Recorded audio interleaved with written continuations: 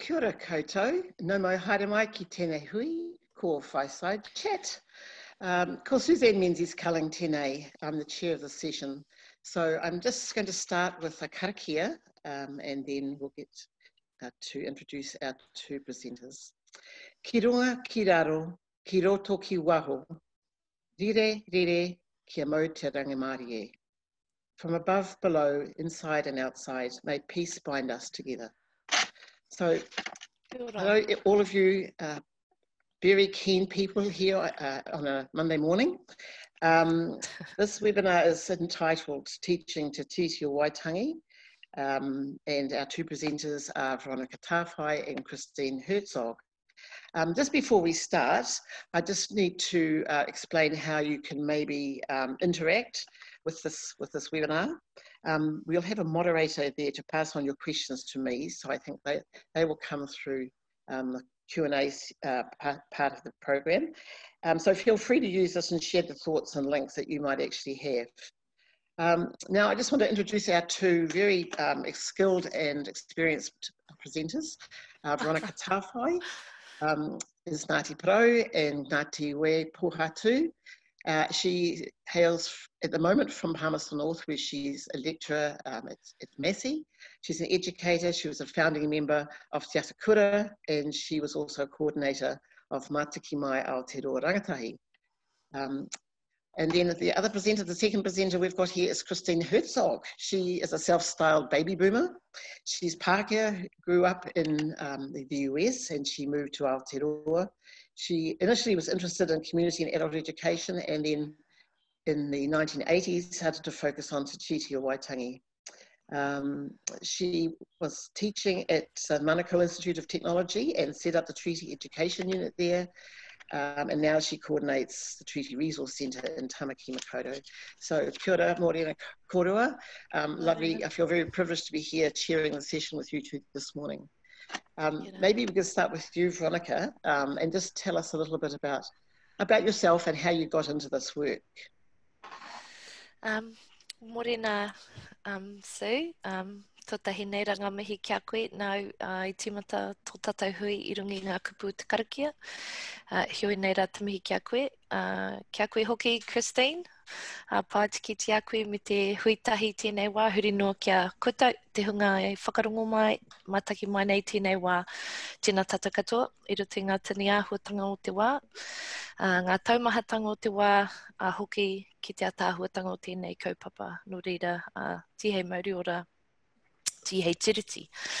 Kia ora everyone, and thank you Suzanne for opening our session. It's lovely to be here and honour to be part of the Te Tiriti-based Futures initiative. And kia ora to you, Christine. It's an honour to be able to share this session time with you. Very much looking forward to our kōrero. So yeah, I'm Ronnie. I live in the Manawatu on the land of Rangitane. I initially got into this work because of our community political education group, Te Atakura, which formed here in the Manawatu when I was a young student. And many of us, what we found after so many years was that we'd become educators because of the necessity to create critical mass. So lots of us were studying a range of different professions. I myself was training to be a policy analyst and sort of all-round political agitator, be that from inside or outside of the public sector, and really found through my experiences through there a huge issue with the number of people we didn't have really on the ground, and just how small the groups were in terms of both Māori and then those that are allies. And so yeah, this is how I then changed from politics to political education in general. I'm very happy to be here, however challenging it can be at times. Yeah, kia ora. Sure. Christine? Kia ora, Ronnie. Christine, give you a chance now. He mihi nui ki a koto. He mihi poto nā te mea ko hore hau I te kōrero I te reo rangatira. Engari he mihi nui nā te mea tino hore hau ki te tautoko I tēnei kōpapa. No te mana o ko tūpuna I whānau au I Alaska. Engari ke konei tōku kāinga naine ki te mahi hau ki te taiawa o te ora ki te Treaty Resource Centre hoki. No reira hui ora mai tātou katoa, ke roti te marata whai o te tātou kāinga. Tēnā korua, tēnā koutou, tēnā tātou katoa. That's saying, sure. first off, I don't speak te reo, but I do want to acknowledge the first language of this place. So I'm normally very long-winded, but in this case, that's a very short mihi, not because I don't care, I care passionately, but because I haven't got very many words.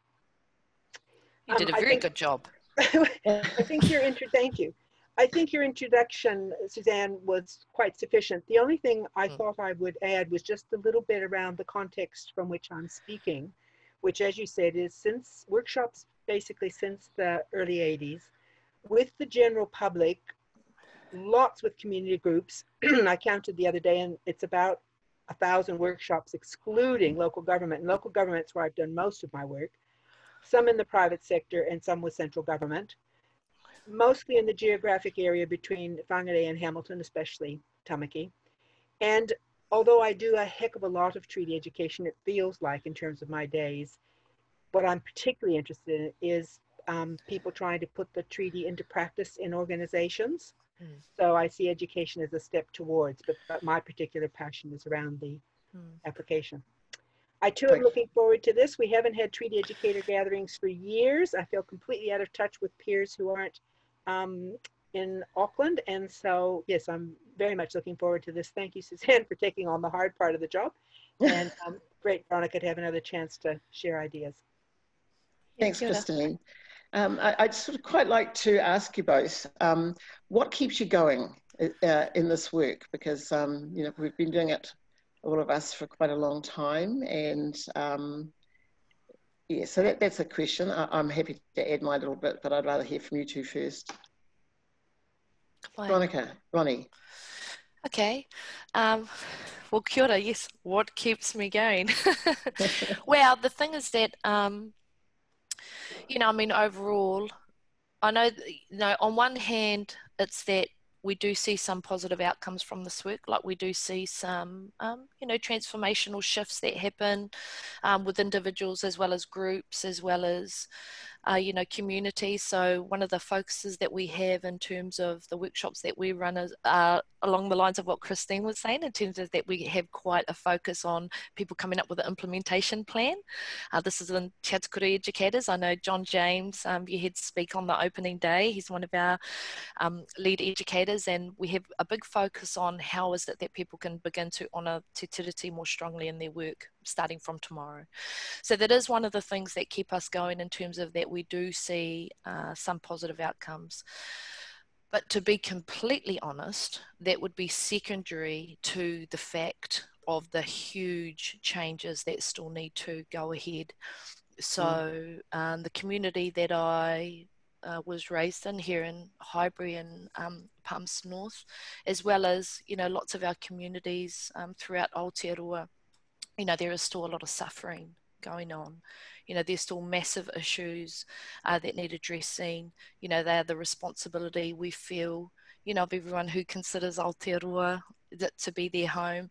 And so really, you know, in terms of the need to just, you know, carry on and be strong in our work and to not lose sight of the fact that this is one pathway by which that suffering can be lessened, you know, by which people can get a deeper understanding of what are some of the historical and current, you know, ongoing contemporary factors that contribute to some communities not having, you know, the type of lives that we could all be living and all be sharing, you know, in this beautiful country. And so, you know, the fact that we do still have, you know, many pressing issues, be that the number of our people in prison, be it the number of our people, you know, with drug and alcohol addiction, be, you know, the violence amongst some of our communities, be it, you know, the ongoing, you know, prejudice and lack of understanding. So the thing is that really we cannot rest.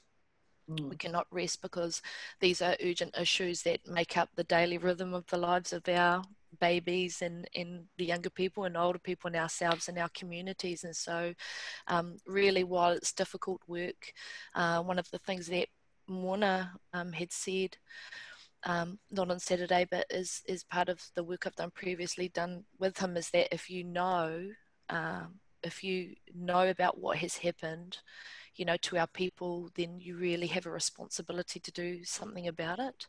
And so that stays in the forefront of my mind anytime I get tired or really feeling overwhelmed, is that the huge responsibility that we have to our people, and also the fact that we have a long history of many different initiatives, projects, movements that our ancestors, you know, have started, you know, that we have a real duty to that legacy of that. At no moment did they ever sort of rest and take a break, and that there were many different things that they tried, and so that is actually part of what Dr. Nepia Mahuika refers to as our intellectual inheritance, you know, as well as our, you know, that it's actually a really important tikanga to do and try anything that we can when we know that conditions are not the best for us.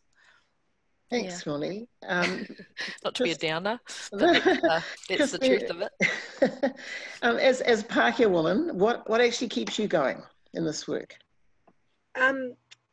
When I started, it was because Māori said, and just as reflects off what Ronnie just said very well, that this was work that we needed to do with our own people, and that made perfect sense, and so it just seemed like the next thing to do.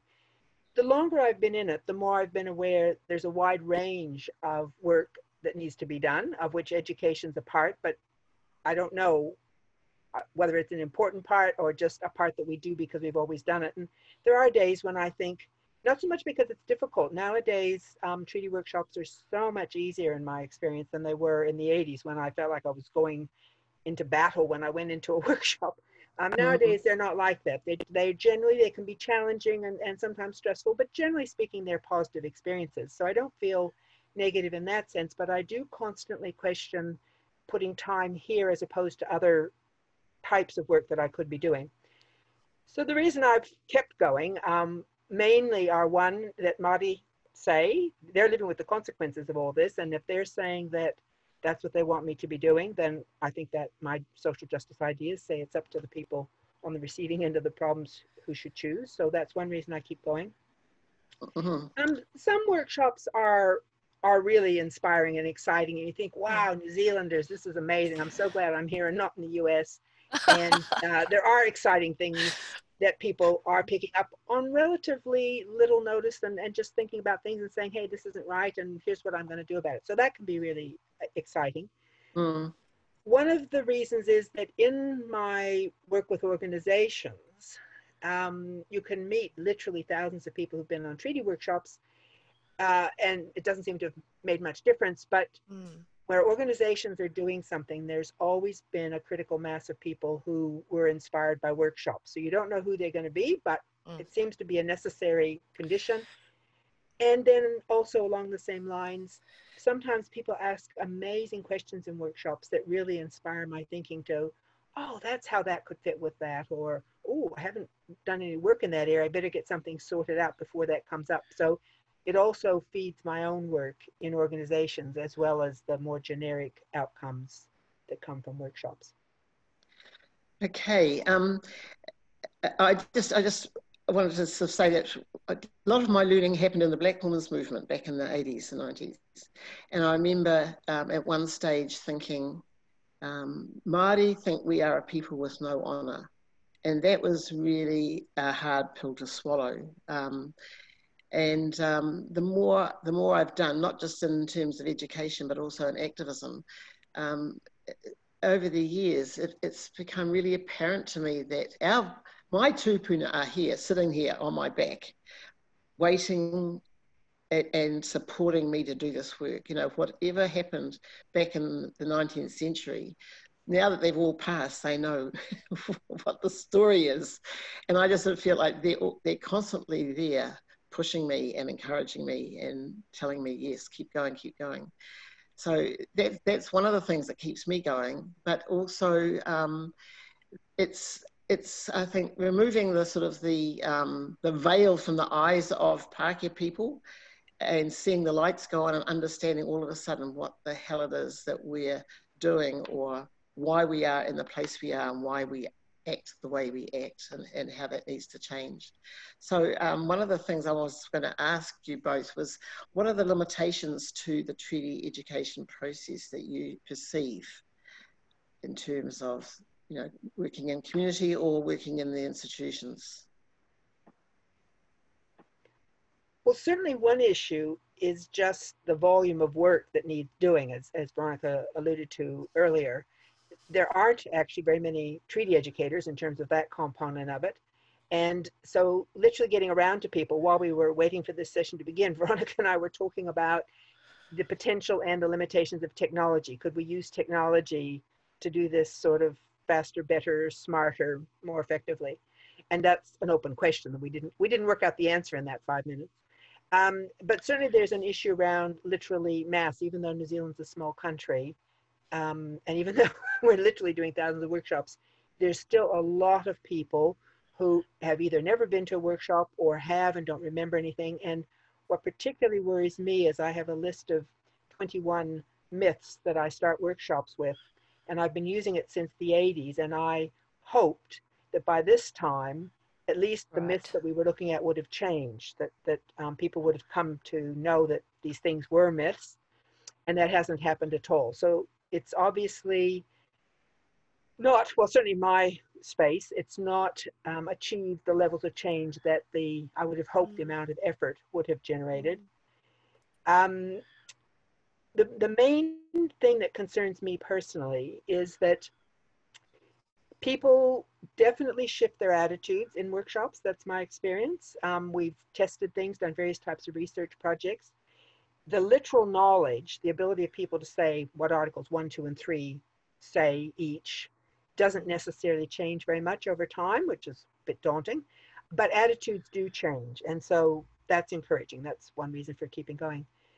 But the notion that as a result of now having this changed understanding, I will do something, even something little like going to improve my pronunciation or writing a letter to the editor. We've got a list of very small things that people could do.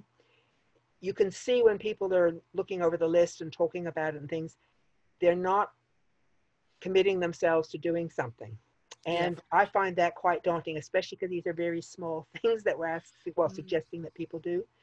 So that's something that I certainly need to work on more, is making sure that people go away not just with a greater awareness and understanding, but also a sense of it's over to me to be doing something about this. This isn't something for other people to be doing. So that's perhaps about the quality of my practice, but I don't see enough action arising from workshops. And so that's my main challenge at the moment. Ronnie, what about Christine? you? Yeah, kia ora, Christine. Yeah, I totally agree. So although we have, as I spoke about earlier, you know, the implementation plan where we really, by the end of the 2 days, 2-day workshops that we give, we start to really crunch our participants that have attended and say, right, no, what are you going to do and start tomorrow? However, my main concern was actually in terms of the huge emotional transformation they might have of those 2 days, and that just gradually waning, and not to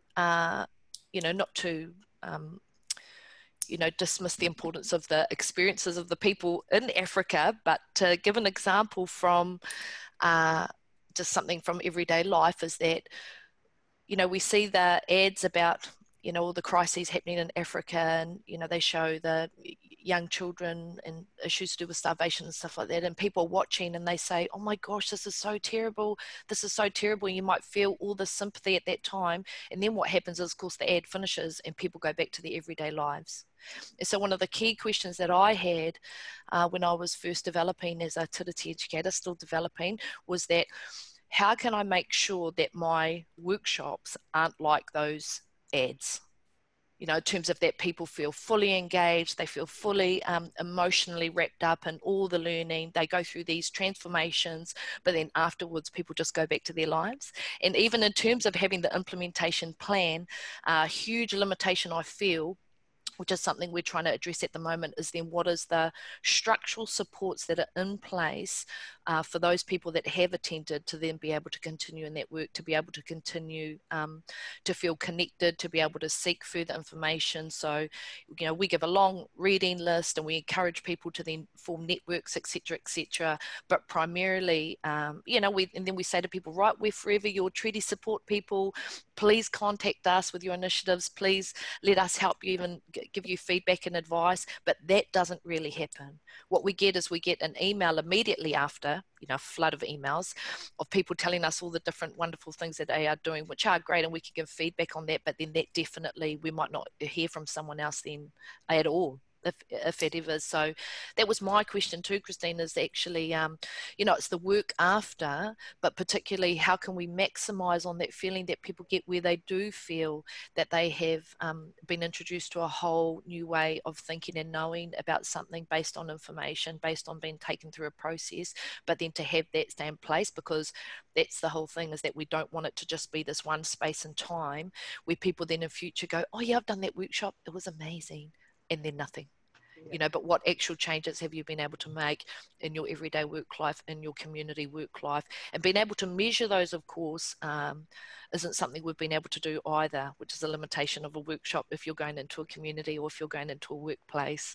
I have wanted many times to email back that organisation and say, so how are you going? Yes, this is your treaty checkup, you know, except of course that's not necessarily what we're invited in to do. And so I think that's a huge thing that may be, because I would have no problems adding in that type of accountability measure, saying, well, actually, as part of our workshops, we're going to contact you in a month, you know, to see how you're going, and we expect, you know, and if you are willing to do that, then we're willing to come in and work with you. Otherwise not. And this is where it really starts getting into the danger zone as well, in terms of groups that know that they need to get treaty education, might be part of their professional registration requirement, etc. And so the whole, you know, tick box exercise, of course we'd hope it's never that, and often even if it is a tick box exercise at the beginning, people are changed enough by the end to at least have the desire there. But how is it that we can capture that desire and make it, you know, sort of sustainable over a longer period of time? Because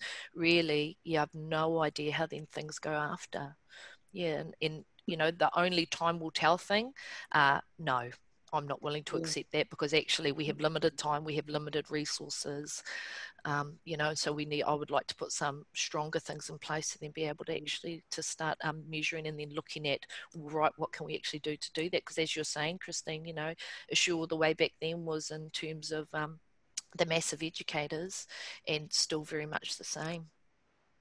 And I just like to follow up on, I'm trying to keep an eye on the Q&A as we're going. I was involved in a project, and I'd probably rather not say who the organizations are because I don't have permission, but one huge organization where we were doing some research about the impact of treaty education on people. And we followed them up, I think it was 6 weeks and 3 months after the workshop. And in the last session, they'd done a round of what I want to do next is. So they'd all said something and we'd recorded it. And so we were getting back to them exactly as you suggested and saying, well, how did that go? Are you stuck?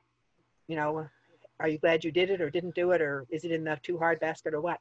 And we had really positive feedback, not so much from them having done it when we rang the first time, but that they'd had by the second time. And so I can see in some of the comments too, I think it's very true that you go out of the workshop really excited, perhaps, and full of good intentions, and absolutely, but it does take an ongoing, you know, we're human beings, it takes relationship.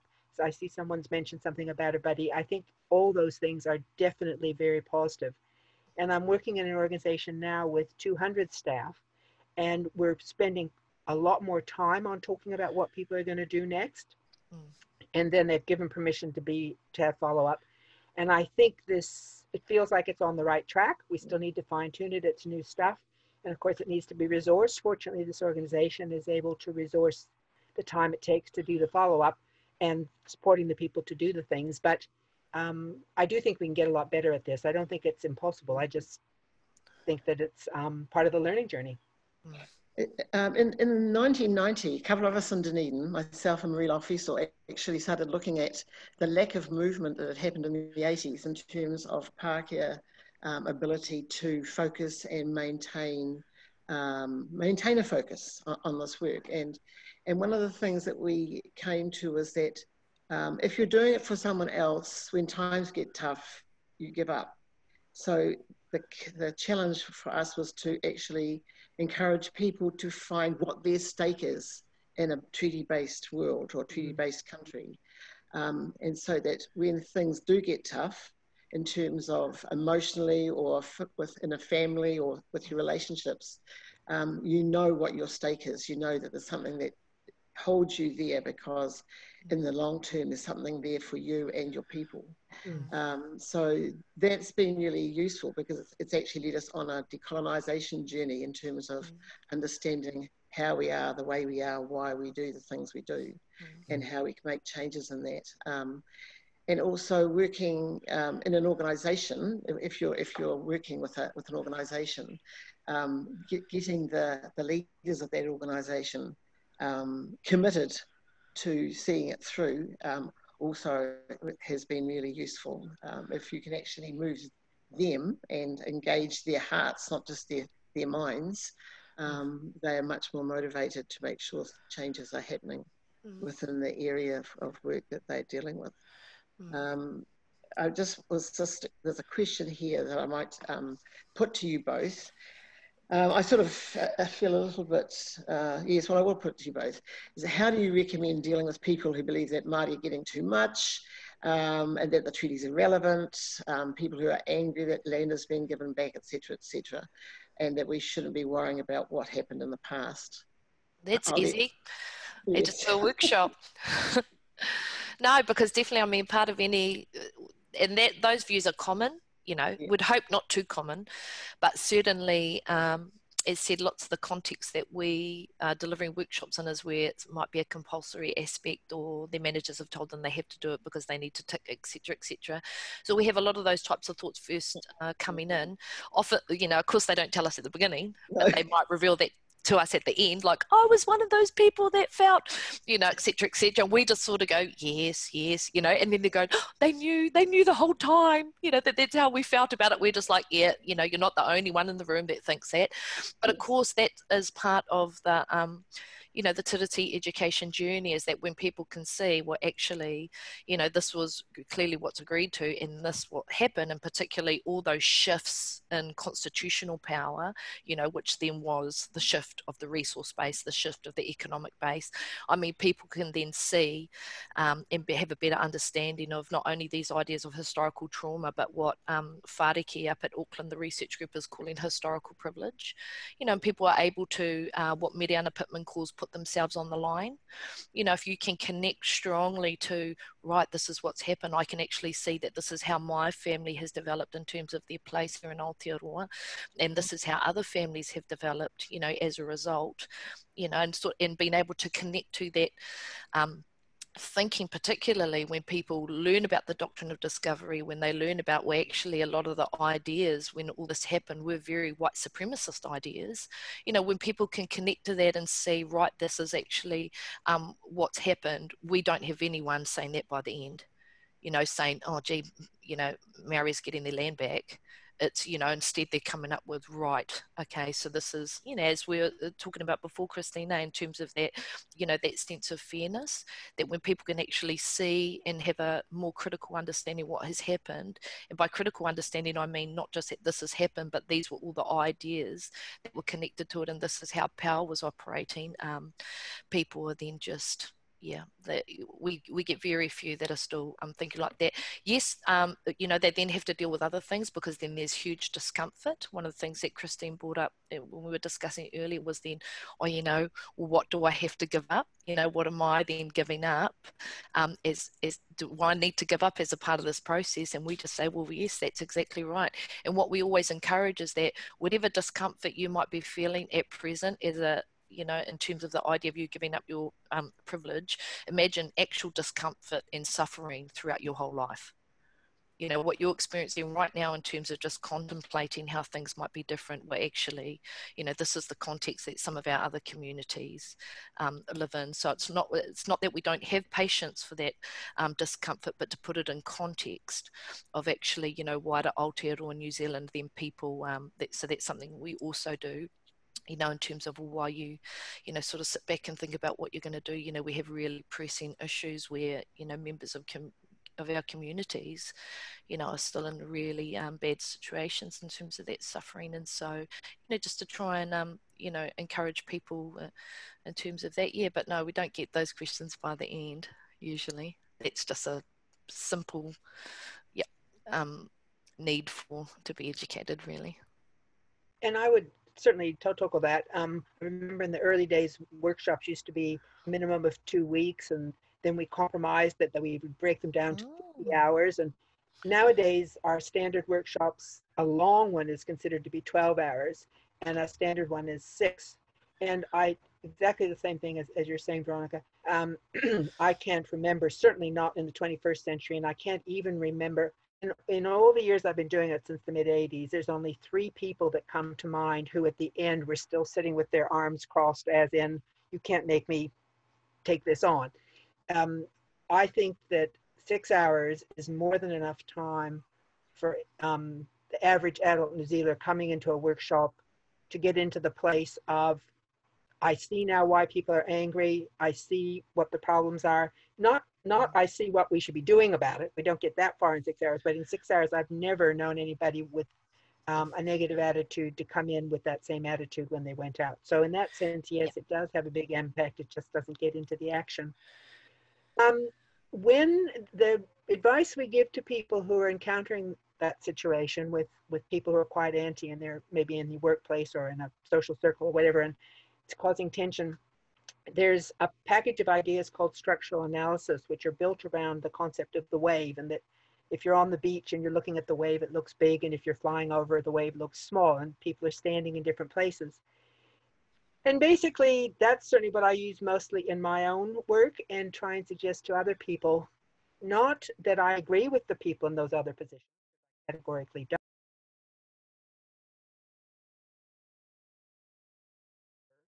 where they're standing, and try and pitch what I'm saying or doing in a way that makes sense where they are standing.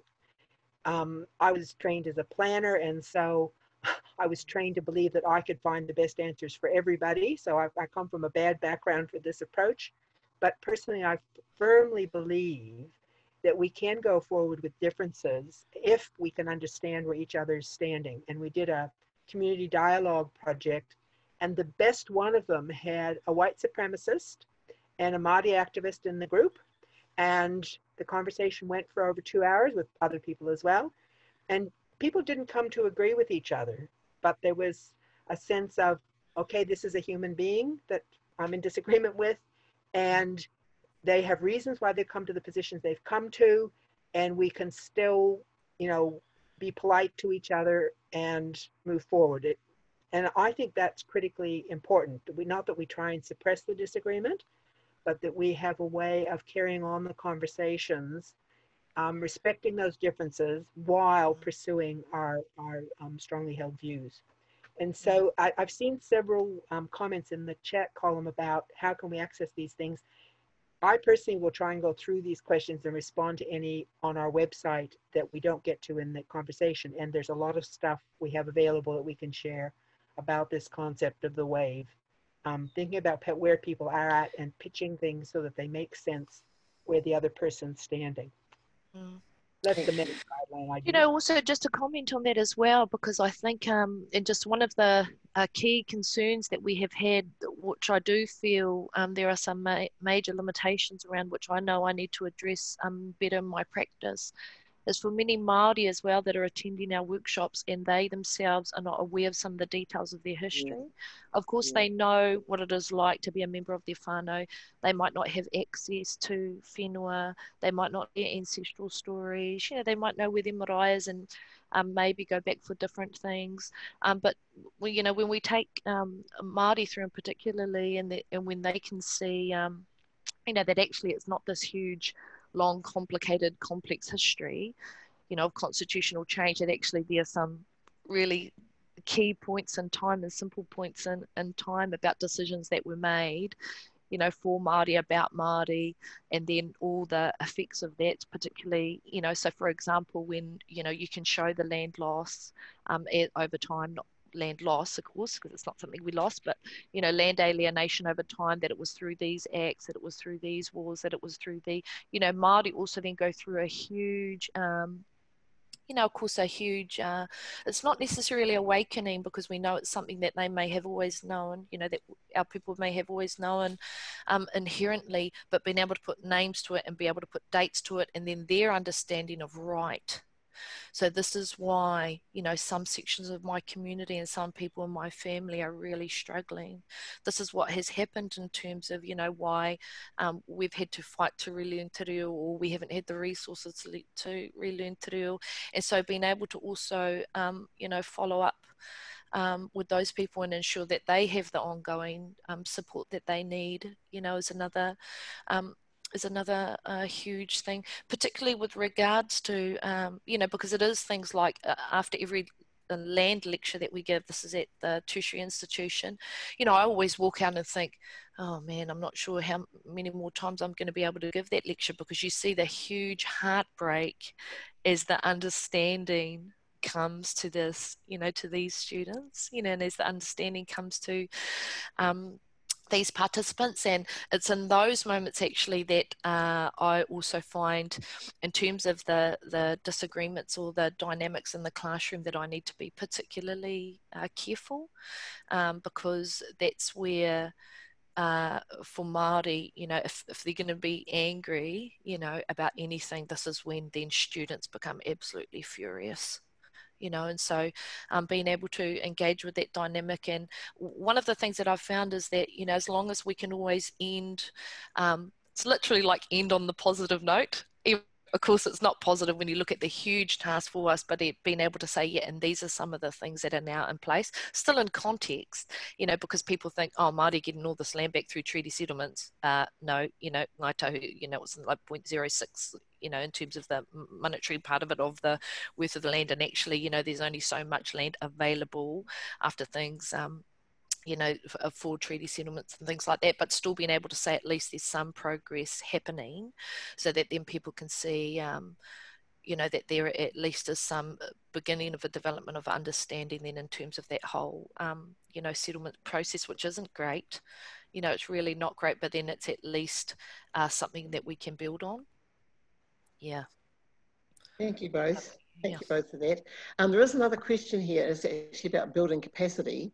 It's how do you think we can widen the pool of people who understand and who want to actually be involved in this work of treaty education? So I know one thing that's happening around the Motu, but I'll invite you to answer that question if you can. Okay, Christine, I know you have done a bit of work. Yes, and we've put on a community event for people in Tamaki. So on Saturday, in some way or other, it maybe have to be by Zoom again, but we did have a behind the scenes at the treaty workshop in the hopes that some people might get inspired.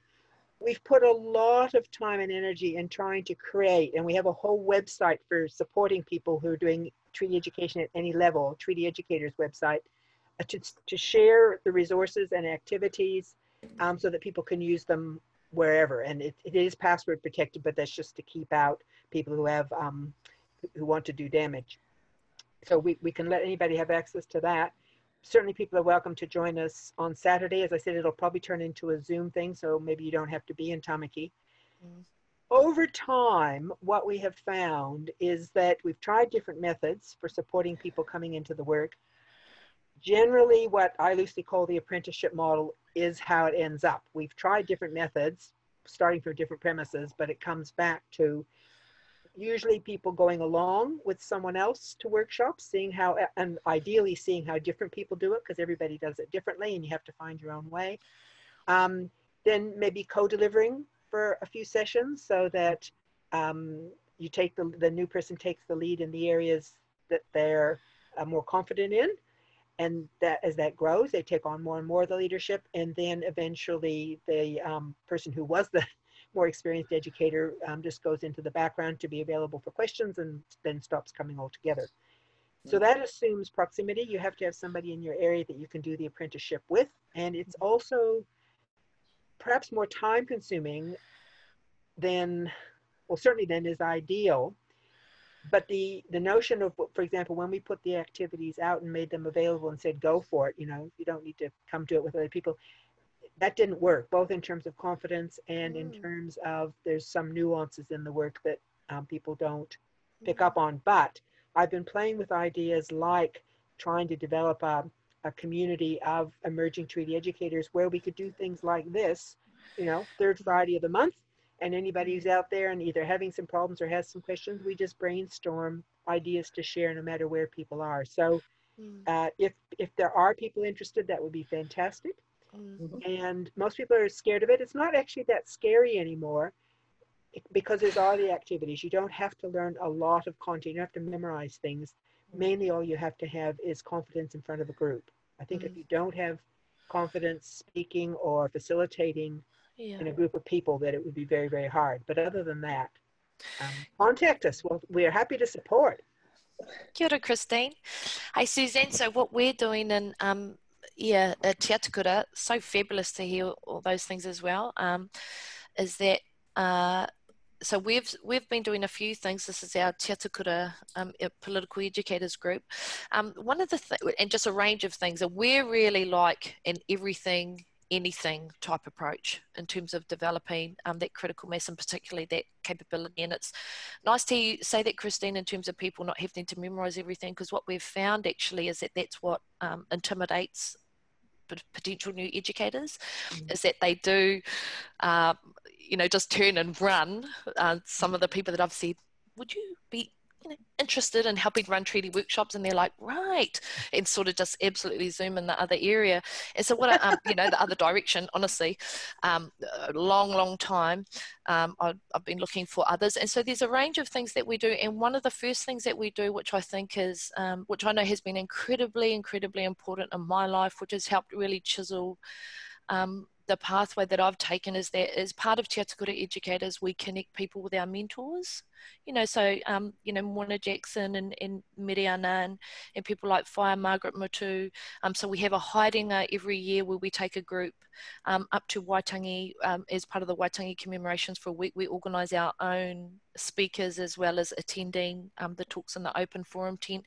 And we have our mentors there. We, you know, they connect with them. And I know certainly there's nothing more powerful, you know, than someone who's your idol, which these people are saying to you, you know, you can do it, and it's so important that you do it, and actually, you know, you're a great leader and you have these skills. I mean, that was one of the really key turning points in my life in terms of getting started, is that we had met people like, you know, we'd met Miriam and Mona and people like Annette and Ani up at Waitangi, and then they sort of adopted us as much as we adopted them, but them making it very clear to us that they had an expectation that we would pick up and do this work as part of that. And I remember when Miriana first said that to me getting a huge fright and saying to her, huh? No, I'm just a fan. You know, I'm just trying to fangirl all over you.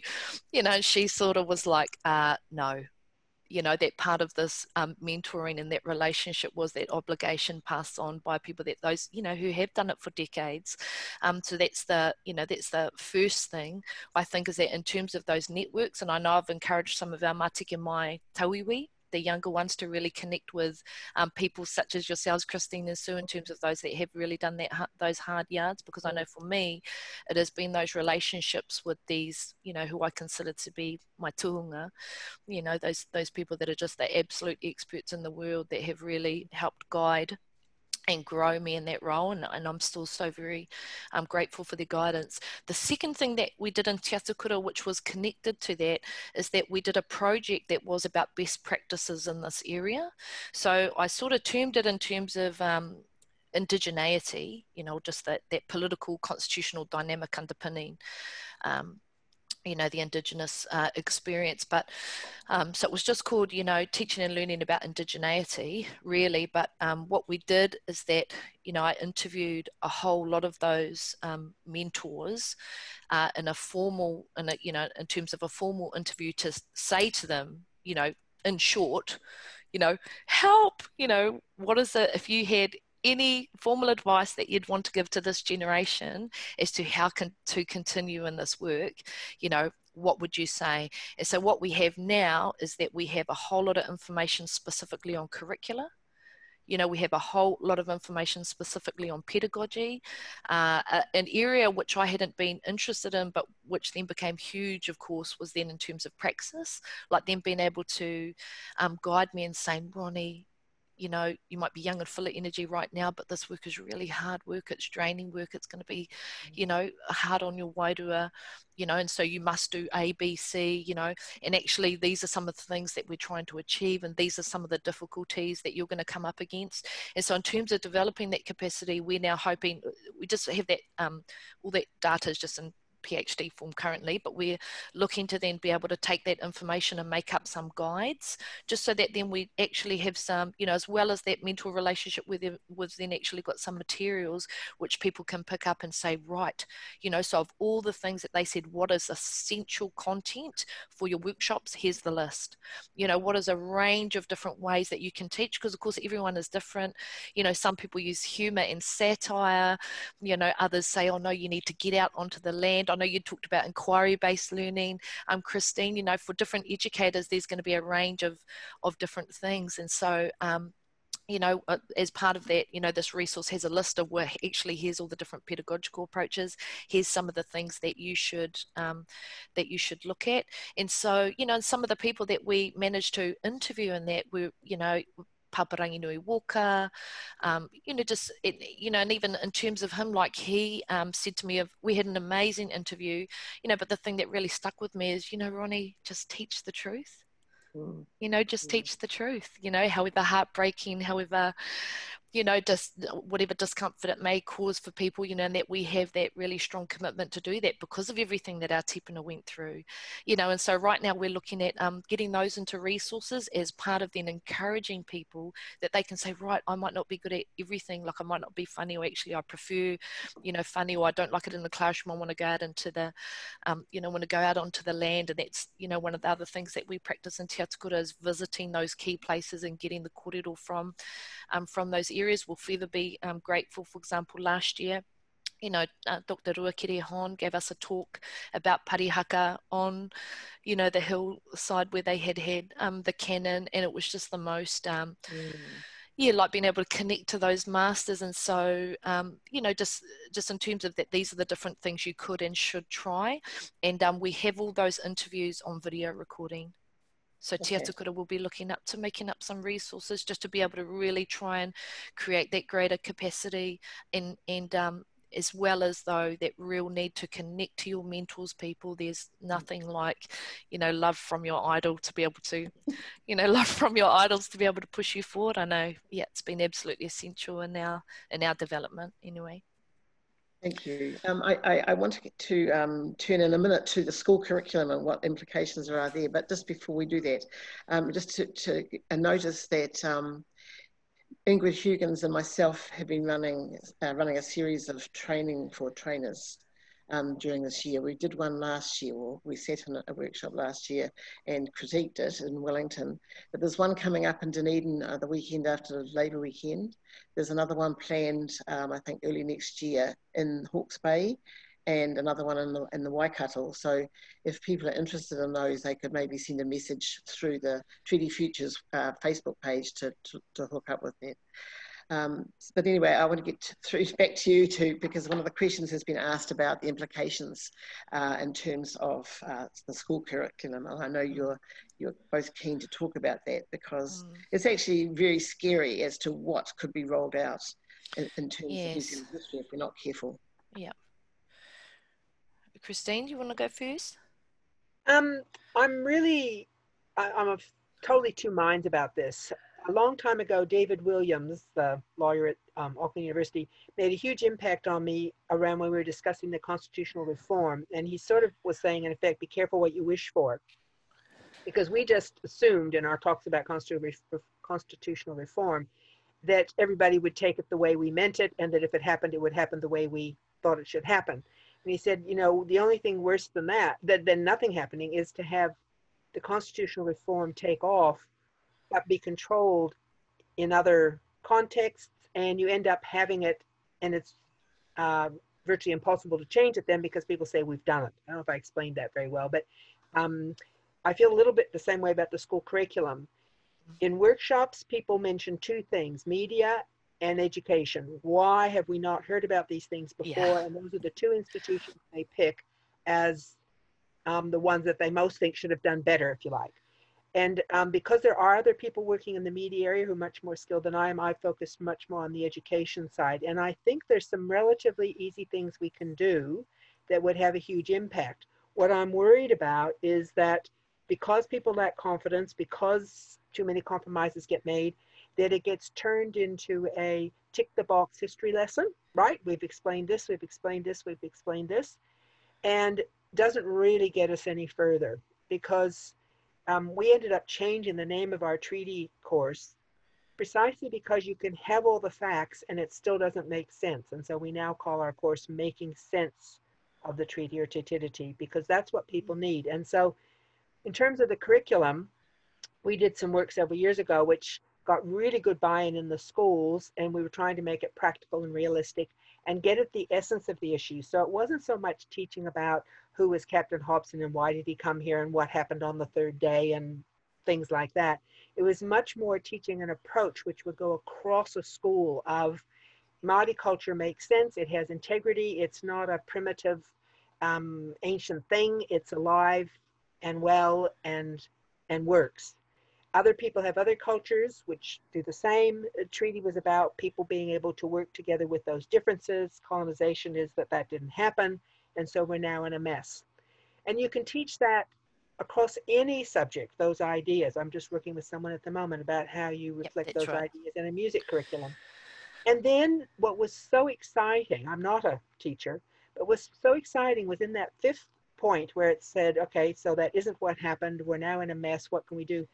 Those kids are just brilliant at coming up with ideas of how we can move forward. So that was their sort of assessment, if you like, was we'd give them an activity, a situation, say, okay, so how would you deal with this now? And the things they come up with and are so exciting and so beyond what adults can come up with, I have to say, that I felt very strongly that if we could continue that sort of, again, the attitude stuff rather than the facts and figures stuff, if kids graduated from school feeling, I understand why there's a mess and I can do something about it, that we'd be way ahead. But I'm not very optimistic that that is what it's going to be. And what I am concerned about, I saw someone say, so what myths was I talking about? Myths like the treaty was the founding document of the country, which it couldn't have been because it wouldn't be a country under the treaty. Each hapu retained its sovereignty, so the country doesn't have sovereignty. It's a common expression. A lot of people like it. It's very attractive, but it actually undermines the fundamental point about the treaty. Or that Article 3 says we all have the same rights. People who should know better haven't actually read it and looked at it and see that it doesn't say we all have the same rights. It says that Māori will have English rights. It certainly doesn't say that English people will have Māori rights. So if with all the best intentions, teachers launch into perpetuating these myths which undermine the essence of the treaty, I wish we didn't have it. So I'm frantically like a duck paddling underneath trying to support schools who are aware that it's more than just teaching the facts and figures. Yeah. Veronica? Excellent. Thank you. Yeah, kia ora, Suzanne and Christine. I totally agree with Christine here. So the issue that I have primarily overall with it is the fact they're calling it history. You know, because it's not in New Zealand history, it's Aotearoa now. You know, it's all, yeah, all that historical context that has led to some of the contemporary challenges and issues that we have today. And this is why I do believe my particular own area of interest isn't actually in terms of the history, but why are we not framing this in terms of a larger citizenship education discussion? Because the fact is, you know, as part of that project I was talking about, we looked at whether or not citizenship was an appropriate term as part of the discussion. Some of it was, which is an important question for now, is that, for example, Professor Leonie Pihama was like, well, yeah, I guess if you called it anti-citizenship education, or, you know, in which case, you know, that she's challenging really the ability of the state, you know, to be able to, you know, provide this type of education. And that's exactly right, because the type of education that we do would, you know, is talking about that complete unraveling or illegitimacy, you know, as Ani Makaere puts it, you know, in terms of the current exercise of kāwanatanga over everyone, you know, not just the descendants of British subjects. And so really, in terms of that, you know, in terms of understanding that as the now, you know, particularly in how, you know, how it is that it affects our, you know, sense of belonging and identity and participation as members of Aotearoa, whether or not we want to use the term citizenship, you know, that is very much, I mean, that has all been constructed by this historical context, and particularly in terms of, you know, so that people's ability to be able to make decisions that are going to have an effect on their lives. You know, that this is one thing. So in terms of calling it history, as opposed to ensuring that people bring it up to today and say, you know, and these are the ongoing effects that it has. These are some of the things now that we are trying to, you know, address as a nation. These are some of the ideas that different people, you know, have had. So again, not about, you know, I know teachers get nervous about pushing a particular, you know, view, you know, or agenda on an issue. But I mean, you simply don't have to do that. You know, it's all part of their training in terms of, you know, that will you just give examples of different viewpoints. And saying that as well, you know, in terms of, so that whole framing around history as opposed to the now, you know, be it citizenship, education or otherwise, but just, you know, what does it mean to belong and live here in Aotearoa today, however we want to frame it, is then just the preparing, you know, of not only the curricula, but then, you know, the education workforce to be able to do that. And so some of you may know Horner Black. He did his masterate thesis actually a few years ago, where he investigated, you know, what was the preparation of social science teachers to be able to deliver Treaty of Waitangi and, you know, wider citizenship education in our schools, and not a very inspiring picture. You know, in fact, there were some different issues in terms of those that had actually been through a teaching degree, but then the other avenue that you can take, which is that you have your 1 year diploma following on from a degree. And for some of them who were actually now social science teachers, their preparation was 0.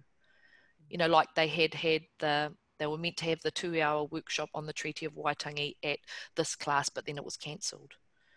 You know, that type of thing. And so what we have is educators out there who have had absolutely no support, no preparation. He also had a look at some of the resources that were available. I mean, you know, we are in a very poor state. So while it's great that we have this commitment to actually be able to acknowledge this history, there's a lot of work that continues that needs to be done around the actual framing first and foremost, if it's going to actually make any difference. Like, why even teach about the history if it's not going to have an impact on the way people operate today? So that, you know, really clearly needs to be done in terms of the framing, but then the proper support, resourcing, you know, engaging with those that are then going to take up this huge task of educating about that, because we know what that's like, Christine? We know what it's like in terms of, you know, it's really difficult.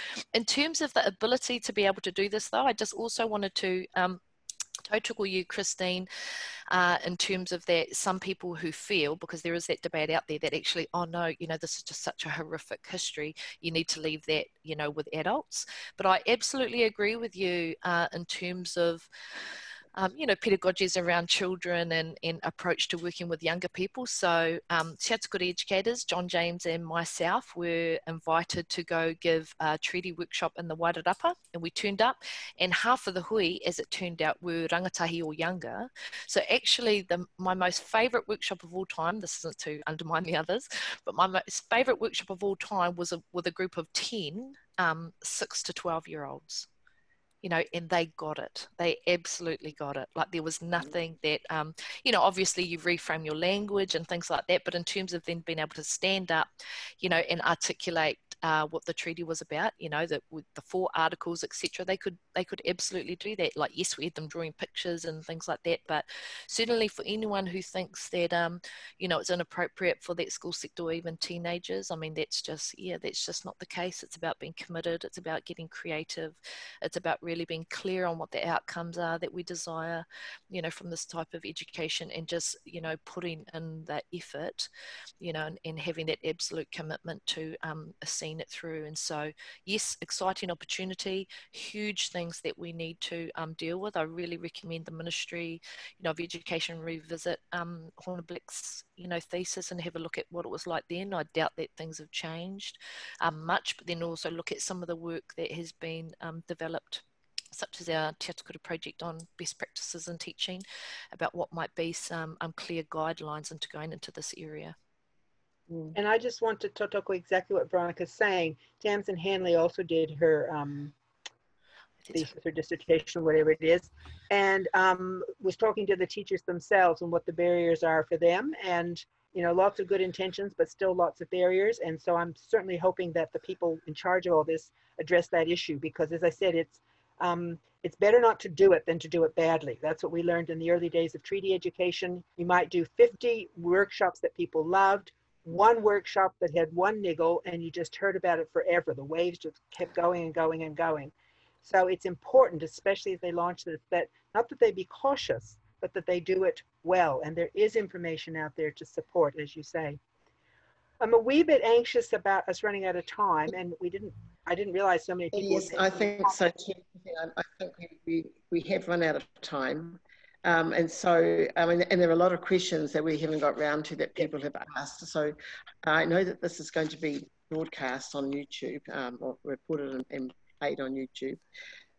So have you got one last comment that you'd like to make, Christine? Yeah, all I wanted to say was, I'm really excited about this. So I'm going to continue with the TRC website. So for all the people whose questions we didn't address or requests for things, the easiest email to read, or the easiest URL to remember, it's just trc.org.nz, and I'll make comments and follow up with links and all that sort of thing there. Otherwise, we'll keep going all day or weeks. Yeah. Yes, yes, we could go for at least another hour. Ronnie, have you got something you'd like to No, just really, I know that there are other sessions throughout the Te Tiriti-based Futures initiative that look at teaching specifically, but just really to, you know, share with you some of the last words that we had from our mentors, and that was that if you are considering doing this work, you know, you can do it. Like, yes, you know, you will need support and you will need to, you know, connect yourselves with those that can help you, but that actually it requires real bravery, you know, but just to, you know, to be brave and to, you know, take courage and know that engaging in this work, while it's difficult work, it's really important work, and that we are at an exciting time in terms of that there are opportunities, like the History of New Zealand Schools, other thing, greater awareness being raised about the doctrine of discovery, greater awareness around things like the UNDRIP, you know, and actually, you know, all the information that continues to come out of the Waitangi Tribunal and those that are working along that process, such as Ngāpuhi Speaks. I mean, we're getting information that is really transforming our understanding, you know, that can only help but boost us and propel us in this work. So just, you know, real kia kaha to anybody, you know, who's looking into this, and yeah, be very happy to have people join us. Kia ora, thank you both very much. It's been really lovely having this time to kōrero with you and to listen to your wisdom. I just want to thank all the participants too for their presence, and I hope that you enjoyed this morning's session. And I want to thank our partners, especially the Community Research Group, for the webinar support, and the volunteers who've been working so hard to help this week happen. And I thought I might just leave you all with a poem that was written by a friend of mine, Hini Wirangi Kohu, and it's taken from a Hopi prophecy, and the poem's called Wise One, Old One. It said, in the teepee by the night fire, you came with sage, sacred cedar beads, cedar offerings to the fire, offerings to the wise ones, your story. There was an original mother, a wise one, old one. She saw in her children invaders, killers, murderers, rapists, abusers. She decided to send them to the four corners, the four winds. To some she gave white corn, go where the white butterflies fly, where the white beans grow. There, build your homes. To some she gave the yellow corn, go where the yellow butterflies fly, where the yellow beans grow. There, build your homes. To some she gave the black corn, go where the black butterflies fly, where the black beans grow. There, build your homes. To some she gave the red copper corn, go where the red copper butterflies fly, where the red copper beans grow. There, build your homes. To each she gave one portion of the knowledge of life and one portion of the knowledge of healing. There will come a time when you have recognized the invader in you, the invader around you. You will return to the sacred circle. You will know the wise ones, old ones. You will lay your sacred bundles at each other's feet. I lay my bundle at your feet as I have taken your sacred bundles. So with that, we want to thank everybody for your presence today and wish you a good week. Keep safe and well and wash your hands. Kia ora, Suzanne. Kia ora.